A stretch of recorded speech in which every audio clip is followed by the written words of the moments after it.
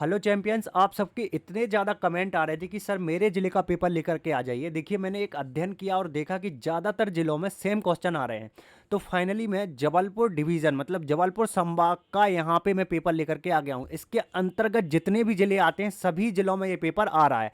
सो आपको क्या करना है, देखिए अगर आप अलग ज़िले से भी हैं, जैसे बड़वानी हो गया या फिर दतिया हो गया, जिस भी ज़िले से आप कमेंट करके बताइए, उस ज़िले का मैं लाने का प्रयास ज़रूर करूँगा। लेकिन इस पेपर को आपको पूरा यहाँ पे सॉल्व करके जाना है। देखिए, पूरी रात पड़ी है। अगर इस पेपर को आप पूरा सॉल्व कर लेते हैं तो मैं आपको गारंटी दे रहा हूं 75 का नहीं तो यहां पे 70 अंक का जरूर आप कहेगा, क्योंकि क्वेश्चंस बस थोड़े आगे पीछे कर रहे हैं और यहां पे पेपर वही का वही आ रहा है। सो आप सबके इतने ज्यादा कमेंट आ रहे थे, सो फाइनली मैं हाय हाय, इतना सुकून। लेकर के आ चुका हूं। देखिए, अगर चैनल पर पहली बार आए हैं ना तो चैनल को सब्सक्राइब कर दीजिए। कुछ इस प्रकार से आपका ये पूरा पेपर आने वाला है। पूरा पेपर मैं आपको दिखाऊंगा और यहाँ पे देखिए, पेपर ही लेकर नहीं आया, मैं सॉल्यूशन भी लाया हूँ। देखिए, कुछ इस प्रकार से फुल सॉल्यूशन है।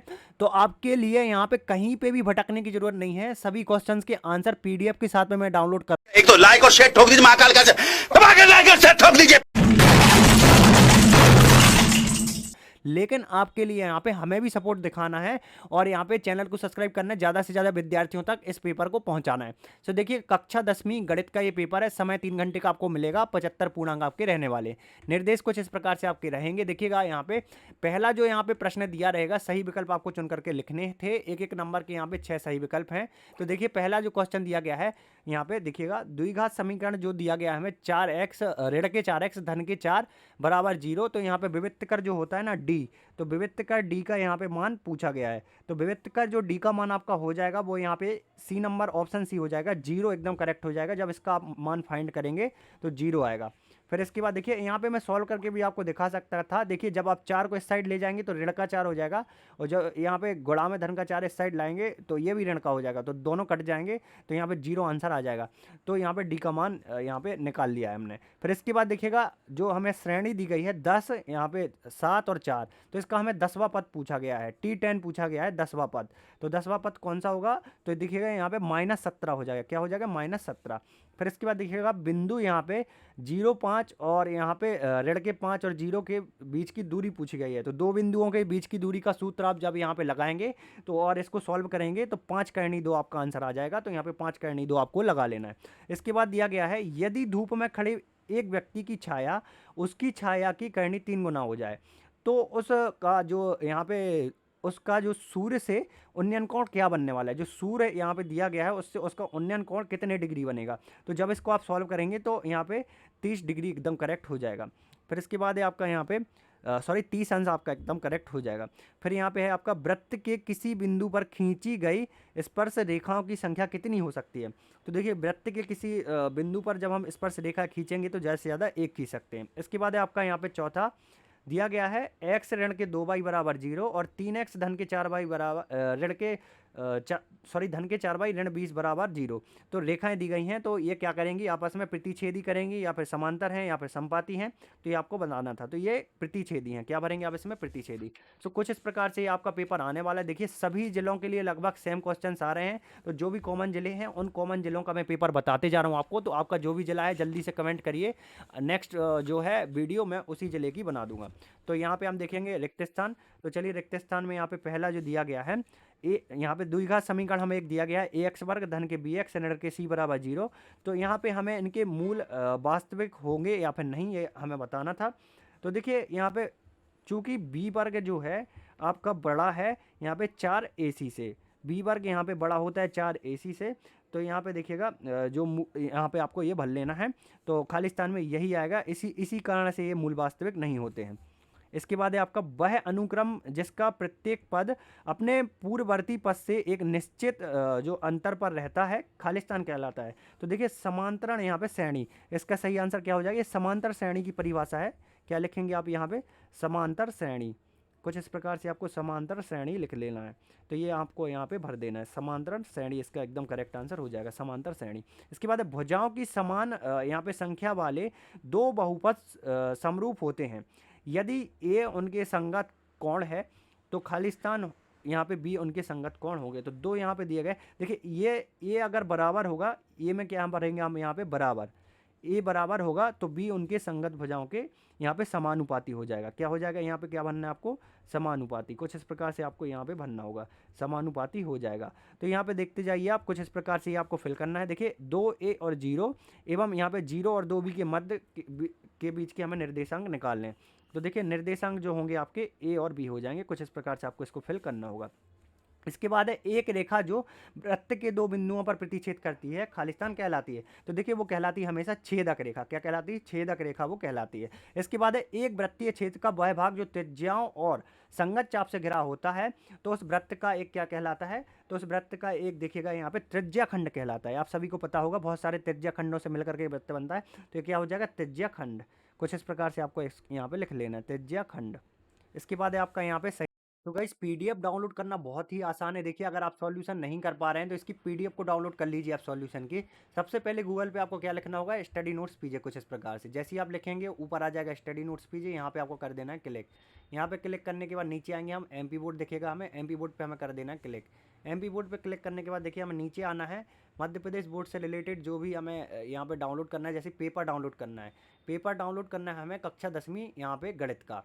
तो हम गणित पे हम यहाँ पे क्लिक कर देंगे। गणित पे क्लिक करने के बाद देखिए यहाँ पे हम सॉल्यूशन को डाउनलोड करने के लिए आए हैं। तो यहाँ पे देख सकते हैं कुछ इस प्रकार से ये हमारा मैथ का दिख रहा है। तो यहाँ पे क्या करना होगा, आपको नीचे आना है, नीचे आते जाना है। पूरा पेपर डला हुआ है, देख लीजिए पेपर पूरा। अगर आपको देखना है तो यहाँ पे दिख जाएगा, और अगर आपको सॉल्यूशन चाहिए तो नीचे आना है। नीचे आने के बाद देखिए यहाँ पे देखिएगा, यहाँ पे दिया गया है हमें सॉल्यूशन पीडीएफ पार्ट 1 लिंक। तो देखिए पार्ट 1 की लिंक एक्टिवेट करने के लिए एक बार आपको यहाँ पे इस ऐड पे क्लिक कर देना है। मैं ऑलरेडी ऐड पे क्लिक कर चुका हूँ। तो यहाँ पे मैं जैसे ही पार्ट 1 पे क्लिक करूँगा देखिएगा कुछ इस प्रकार से, और यहाँ पे अपनी जीमेल चूज़ करने के बाद ओके दबाऊंगा। तो यहाँ पे देखिए मेरी पीडीएफ डाउनलोड होना स्टार्ट हो चुकी है। तो देखिए क्लास 10th यहाँ पे मैथ की पीडीएफ हमारी डाउनलोड हो चुकी है। अगर आप ऐड पे क्लिक नहीं करेंगे और डायरेक्टली क्लिक कर देंगे तो ऑटोमेटिक वो पीडीएफ डिलीट हो जाएगी अंदर से, और फिर दोबारा आपके लिए यहाँ पे डाउनलोड करने का ऑप्शन नहीं आएगा। और देखिए एक बार अगर आप ऐड पे क्लिक करेंगे तो थोड़ा सा रेवेन्यू हमें भी जनरेट होगा। घात बहुपद की घात क्या कहलाती है, तो देखिए एक्स की उच्चतम घात बहुपद की घात कहलाती है, एकदम सत्य हो जाएगा। यहाँ पे समांतर श्रेणी के किन्हीं दो पदों का अंतर सर्वांतर होता है। तो ये यहाँ पे बताया गया है कि समांतर श्रेणी के किन्हीं दो, तो ये एकदम यहाँ पे असत्य हो जाएगा, किन्हीं दो पदों का अंतर नहीं होता है। समरूप त्रिभुजों के क्षेत्रफल सदैव बराबर होते हैं। तो देखिए समरूप त्रिभुजों के क्षेत्रफल सदैव बराबर नहीं होते हैं। इसके बाद है त्रिज्या वाले वृत्त की परिधि 2πr होती है। आपको पता ही होगा वृत्त की परिधि का सूत्र क्या होता है, 2πr। बेलन का आयतन 1/3 πr² h होता है। ये भी आपका सत्य हो जाएगा। तो कुछ इस प्रकार से ये था आपका यहाँ पे जो था चौथा क्वेश्चन। इसके बाद हम देखेंगे पांचवा क्वेश्चन, राइट। सो गाइस कुछ इस प्रकार से पांचवा क्वेश्चन आपका पूछा जाएगा। एक वाक्य एक शब्द में आपको उत्तर लिखने होंगे। तो पहला क्वेश्चन जो हमें दिया गया है, यदि a बराबर BQ हो तो a और b में क्या संबंध है। तो a और b में क्या संबंध है ये पूछा गया है। तो a b का क्या हो जाएगा, गुणनखंड। a b का क्या हो जाएगा, गुणनखंड हो जाएगा। यहाँ पे आपको गुणनखंड भरना होगा। यदि किसी वर्ग समीकरण का विविक्तकर शून्य हो तो उसके मूल कैसे होंगे। उसके मूल देखिएगा समान और वास्तविक होंगे। कैसे होंगे, समान और वास्तविक। क्या भरना है आपको, समान और यहाँ पे वास्तविक भरना है, ये आपको भर लेना है। इसके बाद है आपका समकोण त्रिभुज प्रमेय का नाम लिखिए। तो समकोण त्रिभुज प्रमेय को दूसरे नाम से क्या जाना जाता है, ये मतलब इसका ही दूसरा नाम है जो कि आपने सबसे ज़्यादा सुना होगा, पाइथागोरस प्रमेय। क्या होगा, पाइथागोरस प्रमेय। पाइथागोरस प्रमेय आपको भर लेना है। इसके बाद है आपका यहाँ पे देखिएगा मूल बिंदु से यहाँ पे एक्स वाई की दूरी क्या होगी। तो मूल बिंदु से एक्स वाई की दूरी यहाँ पे आपको पता ही होगा, ये फार्मूला होता है रूट के अंदर x² + y²। क्या होता है, रूट के अंदर x² + y²। इसके बाद है आपका यहाँ पे जब वस्तु की आंख क्षैतिज रेखा के ऊपर हो तो उसे देखने की प्रक्रम में हमारी दृष्टि रेखा जिस कोण पर मुड़ जाती है उस कोण को क्या कहते हैं। तो देखिए उस कोण को उन्नयन कोण कहते हैं। क्या कहते हैं, उन्नयन कोण। ये उन्नयन कोण की यहाँ पे परिभाषा है, तो ये आपको याद करनी होगी। उन्नयन कोण, एक वाक्य एक शब्द में उत्तर है। अभी जो सर्वाधिक बारंबारता वाला वर्ग है वो क्या कहलाता है, तो यहाँ पे बहुलक वर्ग कहलाता है। क्या कहलाता है, बहुलक वर्ग। आपको क्या भरना होगा, देखिए यहाँ पे आप भरेंगे बहुलक वर्ग। कुछ इस प्रकार से आपको भरना होगा। चलिए क्वेश्चन नंबर 6वां दिया गया है। 6वां को हम देखना स्टार्ट करते हैं, किस प्रकार से आपको क्वेश्चन नंबर 6वां करना था। सो यहाँ पे देखिएगा क्वेश्चन नंबर 6 है आपको कुछ इस प्रकार से। तो देखिए क्वेश्चन नंबर 6 में जो दिया गया है, दो क्रमागत धनात्मक पूर्णांकों का योग यहाँ पे दो से विभाज्य होता है, यह कथन सत्य है या फिर असत्य है, या हमें कारण देना था। तो चलिए आपको बता देते हैं यह कथन सत्य है या फिर यहाँ पे असत्य है। तो देखिए यहाँ पे सबसे पहले आपको क्या करना होगा, तो गाइस यहाँ पे जो हमें अथवा दिख रहा है ये थोड़ा सरल दिख रहा है, 2 अंक का क्वेश्चन है। 2 अंक के हिसाब से क्या दिया गया है, 3825 को अभाज्य फलों के गुणनफल के रूप में हमें व्यक्त करना था। तो देखिए कुछ इस प्रकार से यहाँ पे 3825 को कुछ इस प्रकार से 3 गुणित 3 गुणित 5 गुणित 5 गुणित 17, कुछ इस प्रकार से 2 बार 3 है तो 3 के ऊपर वर्ग लग जाएगा, 2 बार 5 है तो 5 के ऊपर वर्ग लग जाएगा, और 5 गुणित 17 तो 17 एक बार है और 5 भी 2 बार। कुछ इस प्रकार से इसको व्यक्त कर सकते हैं हम। तो ये 2 अंक आपका क्वेश्चन था, 2 अंक के हिसाब से आपको बता दिया गया है।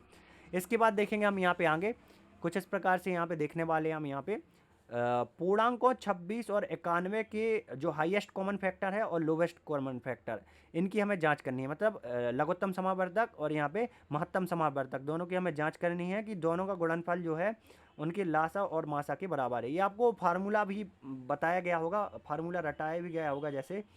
तो यहाँ पे देखिए जांच करके हमें बताना था, और अथवा में दिया गया है यहाँ पे देखिएगा कुछ इस प्रकार से 6 और 20 के एचसीएफ हमें ज्ञात करने थे और एलसीएम ज्ञात। सेम क्वेश्चन है, उसी पार्ट का यहाँ पे क्वेश्चन लिया गया है, 2 अंक का क्वेश्चन है। तो इसका देखिएगा इस प्रकार से हम सॉल्यूशन करने वाले हैं। देख लीजिए आप, कुछ इस प्रकार से इसका सॉल्यूशन करेंगे। जल्दी से आपको इसका स्क्रीनशॉट कर लेना है। अब एक्सप्लेन करने का टाइम नहीं बचा हुआ है स्टूडेंट्स, अगर मैं एक्सप्लेन करने बैठूंगा तो वीडियो बहुत लंबी बन जाएगी। सो कुछ इस प्रकार से इसको आपको सॉल्व करना था। फिर इसके बाद देखिएगा यहाँ पे क्वेश्चन नंबर 7 है, तो सॉरी 7 के बाद 8 है आपका। तो 8 देखिएगा, एक द्विपद जो यहाँ पे बहुपद है इसको हमें ज्ञात करना था, जिसके यहाँ पे देखिएगा एक द्विपद बहुपद ज्ञात कीजिए जिसके शून्यकों का योग यहाँ पे गुणनफल क्रमशः ऋण 3 2 संख्या है। और अथवा में दिया गया है यहाँ पे देखिएगा एक द्विघात बहुपद हमें ज्ञात करना था जिसके शून्यकों का योग क्रमशः 1/4 और ऋण 1 है। तो चलिए आपको दिखा देते किस प्रकार से आपको ये करना था। तो ये क्वेश्चन नंबर 8 का उत्तर आप देख लीजिए, कुछ इस प्रकार से आपको क्वेश्चन नंबर 8 का उत्तर करना था। सो आप देख लीजिए।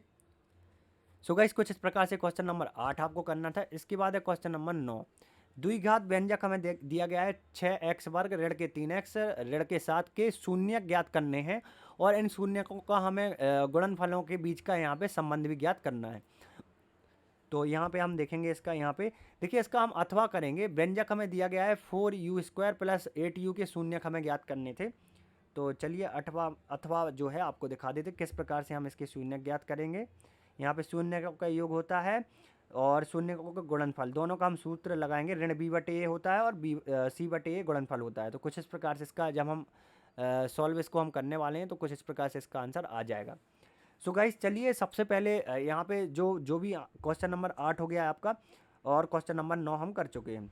फिर इसके बाद जो आपका क्वेश्चन नंबर 10 है, तो क्वेश्चन नंबर 10 से हम यहाँ पे नेक्स्ट पार्ट में आपको बता